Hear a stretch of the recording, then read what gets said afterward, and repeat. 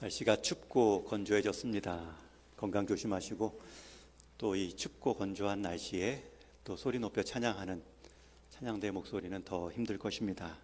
한 해 동안 찬양대의 자리에서 우리를 대신하고 대표하여 찬양 올린 우리 찬양대원들 9시 반부터 와서 연습하고 또 칸타타로 점심 후에 또 연습하고 그렇게 찬양의 소리 잘 지켜가고 있는데 함께 기도로 격려해 주시기를 바랍니다. 여러분들은 개인적으로 어떤 색깔을 좋아하십니까? 어떤 색깔의 옷을 즐겨 입으십니까? 저는 개인적으로 하늘색을 좋아하고요. 또 권색, 짙은 파란색의 옷을 즐겨 입습니다. 색깔이라는 것은 하나님께서 처음 피조물, 창조물을 지으실 때에 하나님이 지으신 하나님의 아이디어이고 우리에게 주신 선물입니다. 우리는 일상에서 색깔을 다양하게 경험하고 누립니다. 7가지 무지개석을 넘어서 수많은 종류의 색들을 보며 다양한 감정이 느껴지지요. 색은 단순히 눈에만 시각적 영향을 미치는 것이 아니라 색에 따라서는 사람의 감정, 생각과 심지어 행동까지도 영향을 미친다고 합니다. 여러분, 우리나라에 여당이 있고 야당이 있는데 대표적인 색깔이 있죠. 또 여러분들이 생각하는 그 한 가지 색을 떠오르면 거기에 연관된 이미지가 있습니다. 예를 들면 강렬한 빨간색은 사랑과 열정도 의미하지만 위험과 아픔도 표현합니다. 사과라는 이미지도 떠오르지만 피라는 이미지도 떠오르기 때문에 그러한 사랑, 열정뿐만 아니라 위험, 아픔도 표시합니다. 또 노란색은 별명이 행복한 색깔이라고 하죠. 봄날에 개나리가 떠오르고 갓 알에서 깨어난 햇병아리가 생각납니다. 평화로운 초록색도 있고요. 숲과 휴식, 생명력을 느끼게 해주는 바다색도 있습니다. 이러한 색상의 의미와 영향력을 연구하는 학문을 색채 심리학이라고 합니다. 그래서 이 색채 심리학으로 사람들이 어떤 영향을 받는가, 많은 기업들이 기업 이미지를 만들 때, 기업의 로고나 광고물을 만들 때 참고한다고 하죠. 한 번은 이런 생각도 들었습니다. 하나님이 색깔을 창조하시고 피조물에 덧입혔을 때 가장 염두에 둔 그 창조물은 무엇일까? 분명히 하늘은 아닐 것입니다. 하늘의 색깔이 다채롭지 않습니다. 심지어 우리 사람도 아닙니다. 사람의 피부색도 몇 가지로 구별될 수 있죠. 피조물 가운데 하나님이 특별히 색깔을 염두에 둔 피조물이 있다면 그것은 꽃일 겁니다. 다른 피조물들은 무채색, 흑백으로도 그려려니 할 수 있지만 꽃이 흑백으로만 이루어졌다 상상할 수 없습니다. 꽃만큼 다양한 색깔의 백화점은 없습니다. 다양한 색이 존재하고 그 색이 서로 혼합되며 또 다른 느낌을 갖게 하는 진정한 색의 마술사입니다. 지난번 추수감사절 때 제가 한복을 입고 강단에 섰습니다. 그 이전에 오늘 같은 검은색 가운이나 권색 양복만을 입다가 화사한 색상의 한복을 입었더니 그 색상 자체로 왠지 설레임과 푸근함까지 느꼈습니다. 화사한 두루마기 안쪽에는 마고자 저고리 바지까지 더 화려한 색상이 있었는데 제가 그것을 차마 보여드리지 못한 것을 아쉬워하고 있습니다. 이처럼 사람의 느낌과 감정을 갖게 하는 여러 색의 영향력이 있습니다. 그렇다면 여러분들께 한 가지 질문을 드립니다. 성탄절에 색이 있다면 어떤 색일까요? 성탄절에도 색이 있을까? 성탄절에 빛깔이 있을까? 어떤 분은 겨울에 성탄절이 있으니 흰눈을 떠올리며 흰색입니다. 어떤 분은 화려한 장식과 추리 없는 성탄절은 생각할 수 없으니 다양한 화려한 색깔도 말씀하실 수 있습니다. 그런데 오늘 본문에는 성탄절, 거룩한 탄생이라는 우리 주님의 오심에 대한 2가지 색깔을 보여줍니다. 6절 말씀에 보면 이는 한 아기가 우리에게 낳고 한 아들을 우리에게 주신 바 되었는데, 그리고 그 아기가 어떤 분인지를 호칭과 능력으로 쭉 설명하지요. 여러분, 오늘 함께 읽은 본문만큼 구약 성경에서 예수님의 태어나심, 일명 탄생을, 성탄을 가장 잘 보여주는 본문 중에 한 곳입니다. 오늘 이 예수님의 오심을 말하는 이 구절에 보면 2가지 분명한 빛깔이 나타납니다. 이미 복음서에서는 예수님이 이 땅에 오시는 그 장면을 기록했을 때 그곳에서도 색깔 하나를 힌트로 알려주지요. 예수님이 저녁에 태어나셨다. 그 태어난 시점이 언제인가 정확히 알 수는 없지만 모친 마리아와 부친 요셉이 이제 쉴 곳을 찾으러 여관에 들어왔다. 여관마다 돌아다녔다는 것은 이제 해가 어둑어둑 질 때쯤이라는 것을 알 수 있죠. 결국 여관을 찾지 못하고 안내된 곳이 마구간입니다. 저녁에 들어가서 밤새 있는 동안 예수님을 출산하고 그 예수님의 어린 몸을 말 구유에 누입니다. 여러분, 예수님이 탄생한 시간은 대략 저녁입니다. 더 분명한 증거는 그 탄생 소식을 천사들이 목자들에게 전해준 그 상황입니다. 우리 그 본문은 같이 한번 읽겠습니다. 누가복음 2장 8, 9절 함께 읽습니다. 시작. 그 지역의 목자들이 밤에 밖에서 자기 양떼를 지키더니 주의 사자가 그의 곁에 서고 주의 영광이 그들을 두루 비추매 크게 무서워하는지라. 이처럼 아기 예수님은 어두운 밤, 암흑 같은 세상을 배경으로 오셨습니다. 어두운 밤이라는 시간적 배경뿐만 아니라 암흑 같은 죄된 세상에 오셨습니다. 예수님이 이 땅에 오셔서 처음 본 가장 많은 색은 어두움입니다. 빛깔만 어두움이 아니라 그 어두움이 뜻하는 우리의 영적 암흑 상황을 예수님은 아시고 찾아오셨습니다.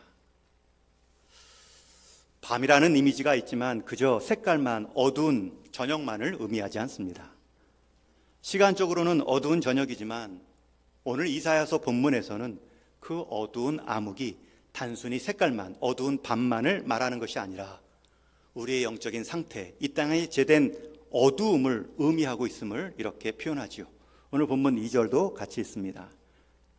시작. 흑암에 행하던 백성이 큰 빛을 보고 사망의 그늘진 땅에 거주하던 자에게 빛이 비쳤도다. 한 구절이지만 분명히 대꾸가 있습니다. 흑암에 행하던 백성이라는 말은 저녁에 행하던 백성이라는 뜻이 아닙니다. 이어 나오는 설명, 흑암에 행하던 백성, 곧 사망의 그늘진 땅에 거주하던 자들이란 뜻입니다. 흑암은 시간적 저녁을 의미하지 않죠. 앞에 8장 22절에 봐도 땅을 굽어 보아도 고통의 흑암뿐이니 라는 표현이 나옵니다. 흑암을 묘사하는 또 하나의 표현, 형용사가 고통입니다. 여러분, 예수님이 이 땅에 오실 때 그 오신 몸은 빛으로 오셨지만 그 빛이 비추인 자리는 흑암입니다. 사망의 그늘진 땅이고 고통만이 남겨진 땅입니다. 여러분, 성탄의 첫 번째 빛깔은 흑암입니다. 예수님이 오신 때가 어두운 밤이라는 의미도 있지만 우리가 우리 자신의 상황을 모르고 하나님을 떠났고 하나님의 존재는 물론 하나님이 필요하다는 것도 몰랐을 상황, 그런 우리의 영적 어두움 가운데 예수님이 찾아오셨습니다. 분명한 것은 성탄의 첫 번째 색깔은 어두움입니다. 더 정확히는 우리의 영적 상태 색깔입니다. 그러기에 성탄의 빛을 말하기 전에 우리의 어두움을 먼저 보셔야 됩니다. 나의 죄됨을 먼저 인정하셔야 됩니다. 저는 어렸을 때 회개하라, 죄 고백하라, 그 어린 나이에 떠오른 죄는 가끔 어머니 말씀 안 들은 것, 가끔 가게에서 100원짜리 하나, 사탕 2개 가져올 것, 3개 가져온 것, 이런 구체적인 생각, 이런 것들을 회개한다라고 말을 했지만 그때 지도 전도사님은 하나님을 모르고 예수님을 모르는 그 상황이 가장 큰 죄라 말하죠. 우리가 지은 실수도 있지만 그 실수로 인해 오신 예수님을 모르고 믿지 않는 그것이 가장 큰 죄이다. 그래서 진정한 죄 고백은 죄의 나열이 아니라 이 모든 죄를 통해 이 땅에 나 대신 죄의 형벌을 담당하신 예수님을 믿는 것. 여러분, 이것이 우리의 죄된 모습의 마땅한 돌이킴의 태도입니다. 성탄절 예수님이 오셨다라고 말하지만 남 얘기처럼 듣는 분들도 있습니다. 오히려 성탄의 즐거운 흥겨움 가운데 시간 소모하고 오히려 더 죄 짓는데 그 몸을 둘 수도 있죠. 여러분, 성탄의 첫 번째 색깔은 우리의 영적인 어두움입니다. 그것을 이사야 선지자는 지금 남유다의 상황을 가지고 비유로 그 상황을 가지고 우리의 죄된 모습을 말하고 있습니다. 여러분, 남유다가 어떻게 하나님 앞에 그 마음을 돌리고 그 하나님을 떠났는가? 우리 8장 앞에 5절 6절을 같이 읽겠습니다. 시작. 여호와께서 다시 내게 말씀하여 이르시되 이 백성이 천천히 흐르는 실로아 물을 버리고 르신과 르말리아의 아들을 기뻐하느니라. 여기서 실로아 물이라는 표현이 나옵니다. 보내진 것이라는 뜻입니다. 합하면 보내진 물이라는 뜻이죠. 하나님께로부터 보내진 것, 흘러나오는 것, 그것이 더디더라도 천천히 있더라도 그 하나님께서 보내신 것을 누리고 감사했어야 되는데 그렇지 못했다는 것이죠. 여러분, 이 실로와 유사한 단어가, 여기서 나온 단어가 요한복음 7장의 실로암이란 단어입니다. 보냄받은 자라는 뜻이죠. 예수님께서 맹인에게 진흙을 이겨 눈에 바르고 실로암에 가서 씻으라. 여러분, 믿음이 필요한 그 자리, 그 맹인은 가서 깨끗함을 받지요. 순종을 통해 눈뜸을 경험합니다. 주님의 방법이 있습니다. 그런데 남유다는 그 실로암 물을 버리고 르신과 르말리아의 아들을 기뻐하였다. 여기서 르신은 아람 나라 왕 이름이고 르말리아의 아들은 북이스라엘의 왕 베가를 말합니다.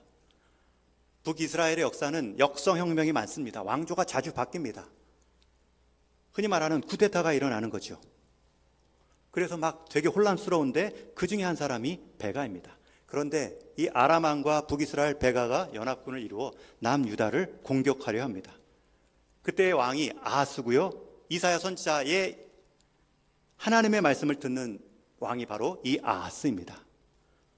두 나라가 연합하여 공격한다 하니 두려움 가운데 있는데 하나님은 이사야를 통해 말합니다.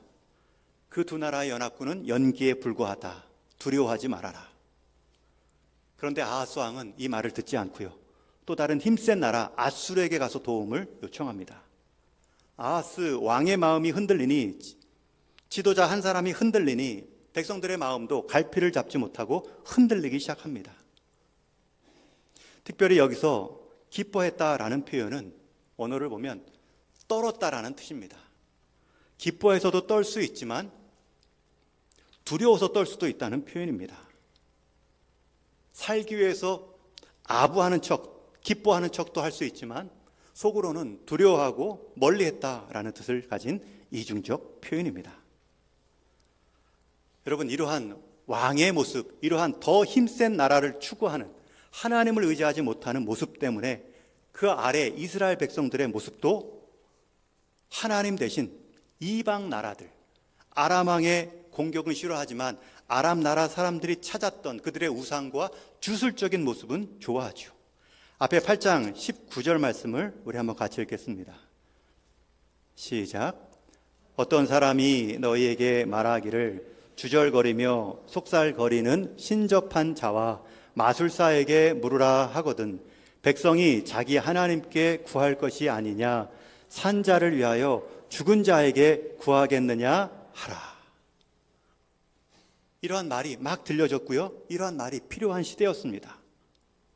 이방 나라들은 두려워하면서도 이방 나라들이 섬겼던 우상에 대해서는 따르고 있습니다.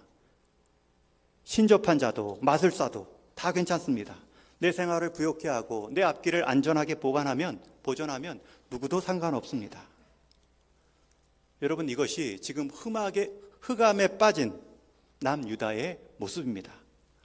두 나라가 연합하여 들어온다는 위협도 느끼고 있고요. 그들의 삶을 부요하게 했던 그들의 삶의 방식, 주술적인 것, 미신적인 것, 그런 것들에 대해서는 유혹을 받고 있습니다.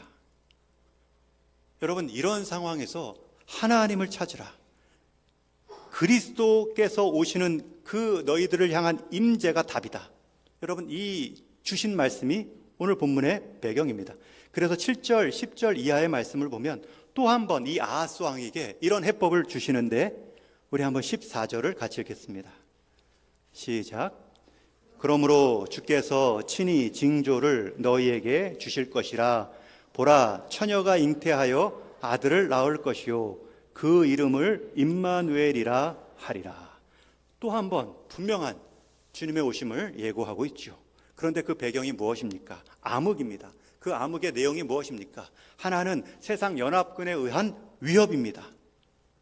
믿음 없는 자들에 대한 불신앙적 위협입니다. 또 하나는 그들을 싫어한다고 하지만 그 불신앙적 삶의 태도를 받는 유혹입니다. 여러분, 우리 성도들을 암흑 가운데 빠지게 하는 것은 위협도 있고 유혹도 있습니다. 세상의 방법대로 살지 않으면 뒤처지는 것 같은 위협이 있죠. 세상에 적당히 거짓으로 타협하지 않으면 뒤처질 것 같은 위협이 있습니다. 또 한편으로는 세상이 좋다는 것, 그들의 위협이 싫으면서도 그들이 즐기는 것은 함께 즐기려는 삶의 모습도 있습니다. 여러분, 하나님을 믿는다고 해서 우리는 더 큰 나라 아수르를 찾을 수도 있고요. 하나님이 좋다고 하면서도 은밀하게 세상 즐기는 것 함께 즐기며 죄 지을 수도 있습니다. 특별히 주술적인 것, 특별히 우리 한국 기독교인들이 조심하셔야 됩니다. 여러분, 개신교 역사는 아직 150년 밖에 되지 않았지만 이 땅의 주술적인 역사는 이 나라 민족과도 그 흐름이 거의 일치합니다.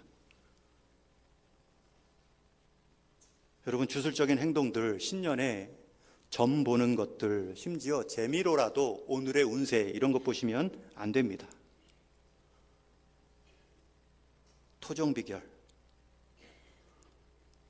굳이 날짜를 잡아 이사하는 것, 뭔가 부적이 필요한 것, 여러분 큰일 납니다. 돌이키실 모습이고요, 닮지 말아야 될 세상의 유혹입니다. 여러분, 위협도 있을 것입니다. 말씀대로 살 때에 보는 손해도 있을 수 있습니다. 그런데 더 분명한 하나님의 해답은 무엇입니까? 그러므로 주께서 친히 징조를 너에게 주실 것이라. 보라, 처녀가 잉태하여 아들을 낳을 것이요 그의 이름을 임마누엘이라 하리라. 주님의 해답은 임마누엘, 내가 너희와 함께 있다, 주님의 임재입니다. 여러분, 주님이 우리 인생의 해답이 되십니다. 르말리아와 같고 르신과 같은 이방 나라의 연합군의 위협이 있을 때 우리의 해법은 또 다른 세상의 더 강한 권력을 찾는 것이 될 수 없습니다.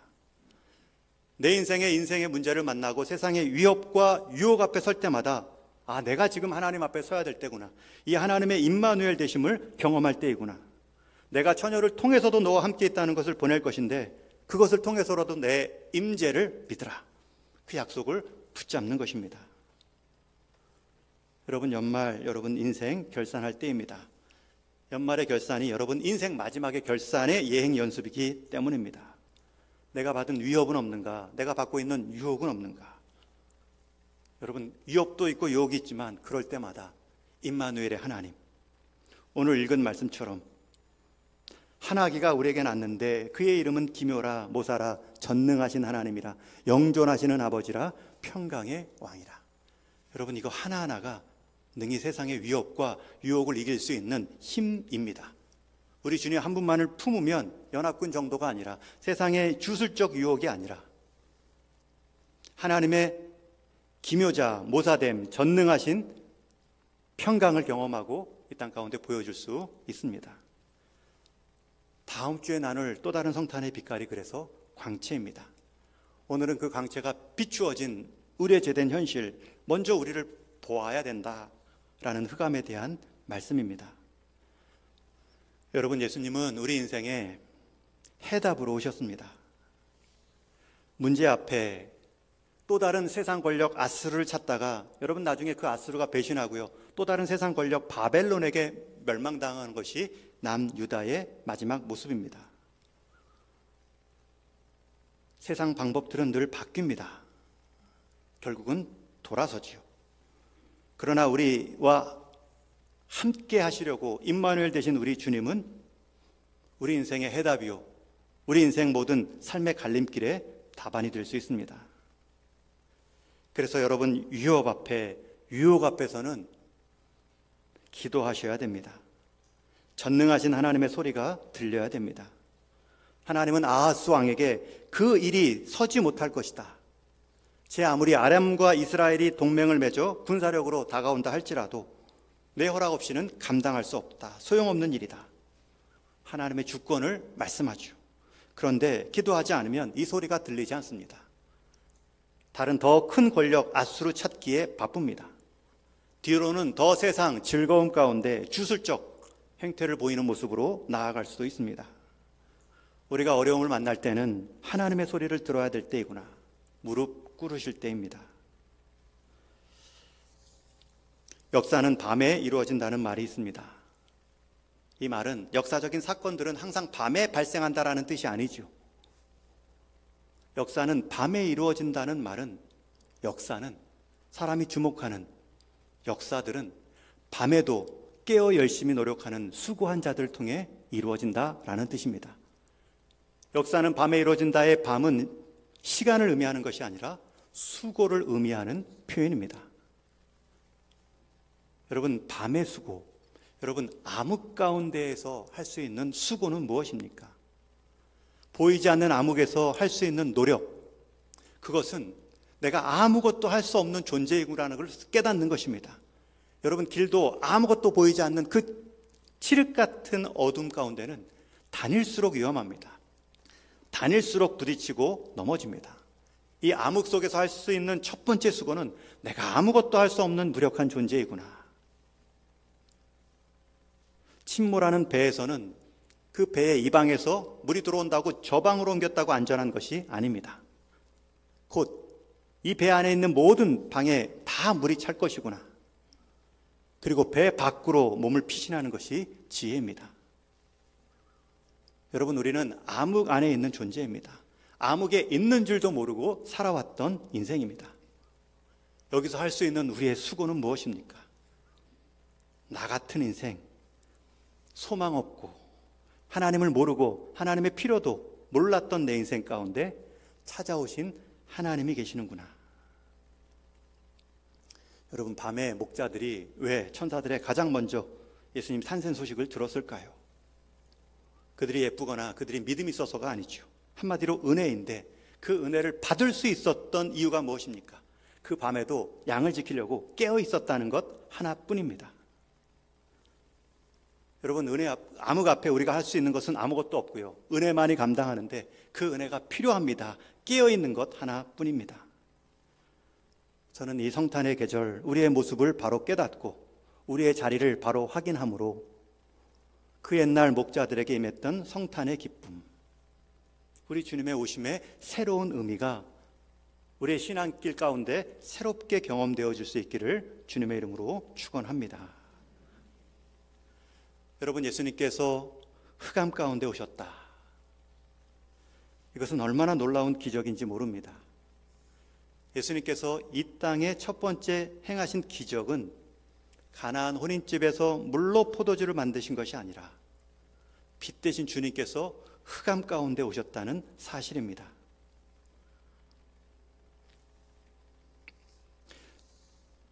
처음 달에 도착했던 우주인 중에 제임스 어이어라는 사람이 있습니다. 아폴로 15회에 탑승했던 사람인데 신실한 기독교인이었고 그가 달 위에서 이런 신앙 고백을 한 적이 있습니다. 달 위에 두 발을 딛고 선 후에 끝없이 펼쳐진 저 광활한 우주를 보며 그 넓은 우주가 하나의 질서에 따라 움직이고 있다는 것을 보며 하나님의 살아계심을 더 확신할 수 있습니다.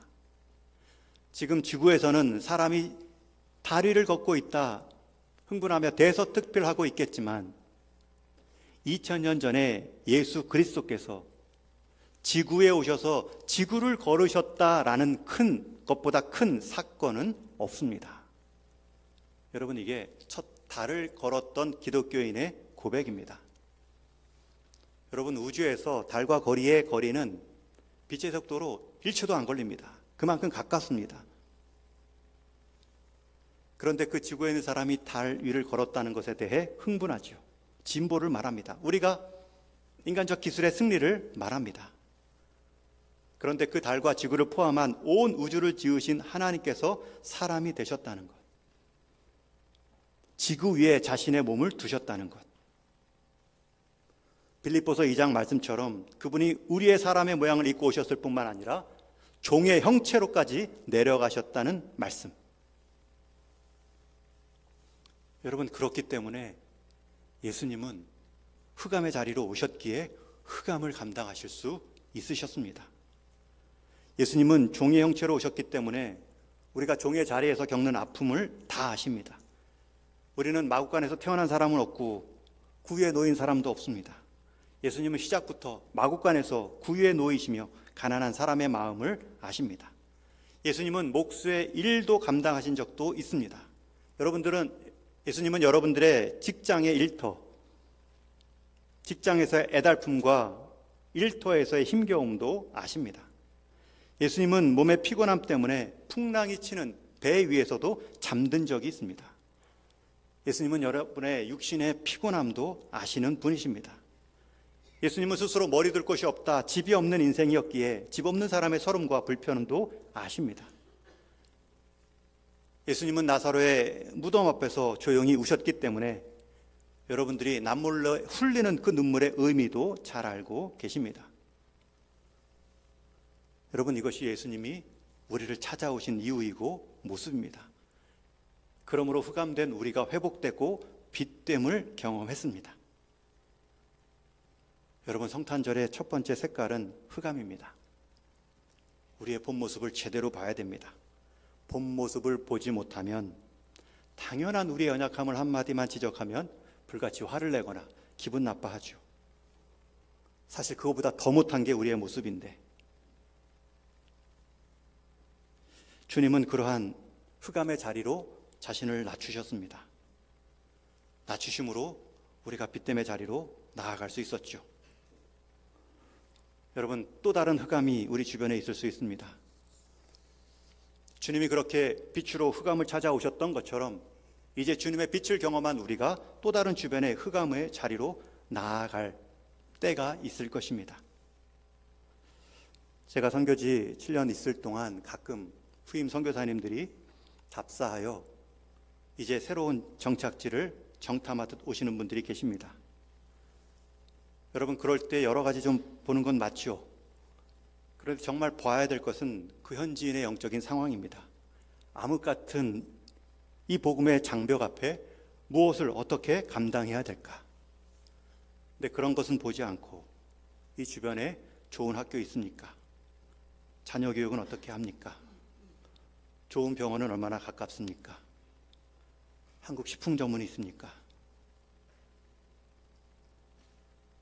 우리 주님은 그런 거 따지지 않고 우리의 흑암 필요 하나만을 보고 오셨죠.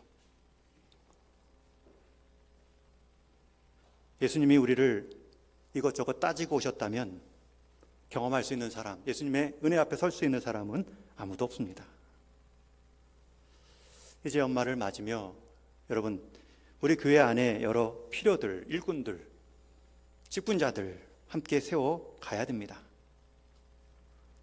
그렇게 임명하면 개인적으로 따질 수도 있죠. 조금 더 흑암인가, 조금 더 밝은 자리인가, 조금 더 드러나는 자리인가, 조금 더 헌신해야 되는 자리인가, 조금 더 시간을 내야 되는 자리인가.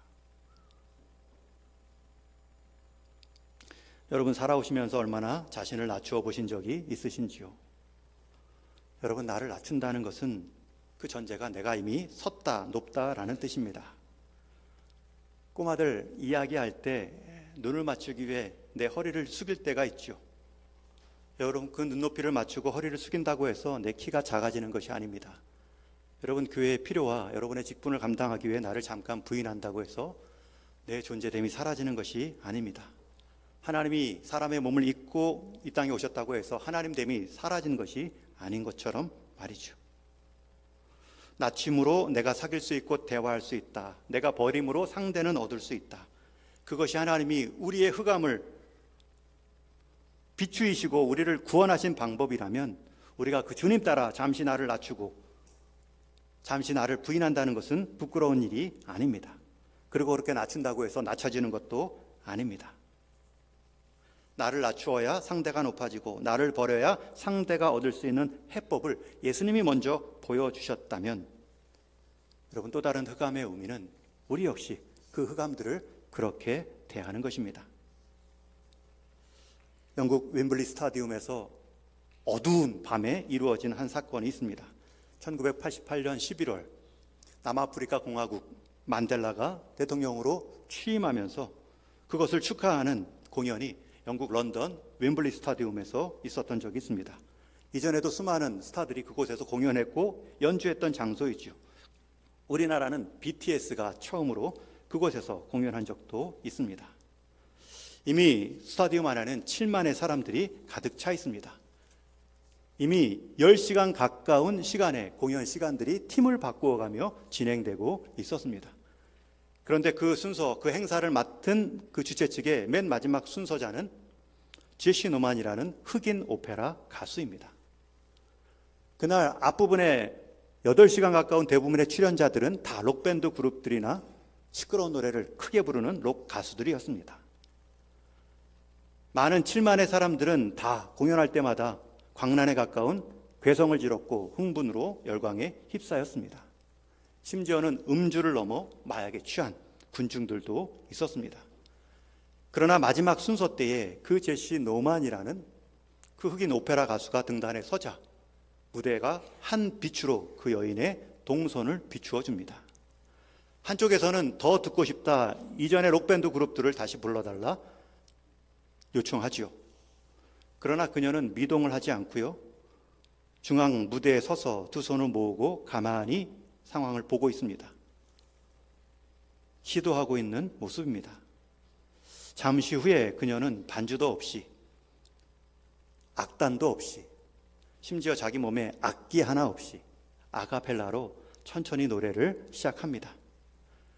그녀의 마지막 노래는 뜻밖의 찬송가 305장 나 같은 죄인 살리신 주 은혜입니다. 나 같은 죄인 살리신 주 은혜에 놀라와 잃었던 생명 찾았고 광명을 얻었네. 큰 죄악에서 건지신 주 은혜 고마워. 나 처음 믿은 그 시간 귀하고 귀하다. 1절이 끝났을 때 더 이상의 불평 소리는 없습니다. 2절의 소리가 끝나자 이곳 저곳에서 주목하는 느낌이 보입니다. 3절이 시작되자 여기저기서 사람들이 잊혀졌던 그 옛 찬송가를 따라 부르기 시작합니다. 이제껏 내가 산 것도 주님의 은혜라. 또 나를 장차 본향에 인도해 주시리. 거기서 우리 영원히 주님의 은혜로 해처럼 밝게 살며 주 찬양하리라. 4절까지 끝나자 이곳저곳에서 흐느끼는 소리가 들립니다. 사람들은 공연이 마지막 순서까지 다 끝났는데 한동안 움직이지를 못합니다. 스타디움을 떠나지 않습니다. 깊은 정막만이 그 넓은 스타디움을 채우고 있습니다. 한 기자는 그날 그곳에 성령이 임하셨다 보도도 했고요. 그날 그 제시 노만의 노래를 다음 주일 더 많은 교회에서 불렀다라는 보도도 있습니다. 그리고 그 공연을 소개했던 필립 얀시라는 작가는 이렇게 말합니다. 제시 노만은 후에 그 밤을 기억하며 웸블리 스타디움에 무슨 권능이 임하는지 모르겠다 했다. 그러나 나는 알 것 같다. 세상은 지금도 은혜에 목말라 있다. 그리고 그 은혜가 세상에 임할 때 세상은 침묵에 잠긴다. 그 어두운 밤에 그 하나님 떠났던 메말랐던 그 어두운 영혼 가운데 찬송 한 가사의 노래가 사람들의 마음을 은혜 가운데 두게 만들었습니다. 이제 말씀을 맺습니다. 그 흑암, 그 우리의 죄된 모습, 우리의 색깔을 아시고 오신 분이 바로 우리 예수님이십니다. 그 흑암에 살면서도, 흑암에 거하면서도 흑암인 줄 몰랐던 우리를 불쌍히 여기시고 찾아오신 그 날이 바로 성탄절입니다. 주님이 찾아오셨기 때문에 내 인생이 되찾아짐을 경험할 수 있었습니다. 여러분, 그러기에 성탄의 빛깔은 흑암입니다. 우리의 예수님을 만나기 전에 빛깔은 흑암입니다. 그러나 저와 여러분, 우리 인생 예수님을 만났습니다. 주님의 빛 가운데 거하였습니다. 그러나 우리 주변에 또 다른 흑암은 남아 있습니다. 주님의 낮아짐이, 주님의 섬김이, 주님의 사귐이 해법입니다. 저와 여러분, 그렇게 우리의 흑암을 발견한 모습을 시작으로 주님의 찾아오심으로 내 인생의 되찾음을 경험했다. 그렇게 성탄절의 바른 의미, 바른 색깔을 기억하심으로 새롭게 맞이하는 이번 성탄절 되기를 주님의 이름으로 축원합니다.